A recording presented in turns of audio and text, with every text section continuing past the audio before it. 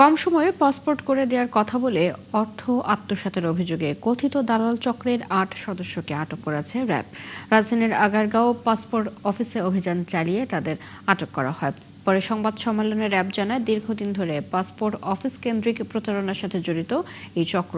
এর সাথে অফিসের কোনো কর্মকর্তা কর্মচারীর সংশ্লিষ্টতা পাওয়া গেলে তাদের বিরুদ্ধে ব্যবস্থা নেওয়ার কথা জানান র্যাবের কর্মকর্তা।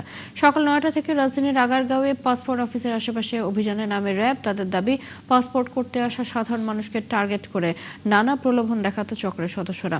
অভিযানে সন্দেহভাজন ৮ জনকে আটক করা হয়। তাদের প্রাথমিকভাবে জিজ্ঞাসাবাদ করা হচ্ছে।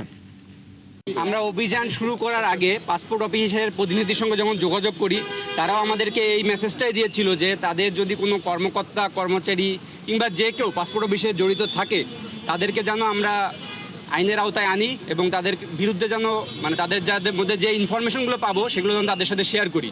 তো আমাদের অভিযানটা আসলে সেই কেন্দ্রিক ছিল। তো আমরা যাদেরকে গ্রেপ্তার করেছি তাদের মাধ্যমে যদি কোনো ইনফরমেশন পরবর্তীতে আমরা পাই, অবশ্যই আমরা পাসপোর্ট অফিসকে অবগত করবো এবং আপনাদের কিছু জানানোর থাকলে আমরা প্রেস রিলিজের মাধ্যমে জানাবো।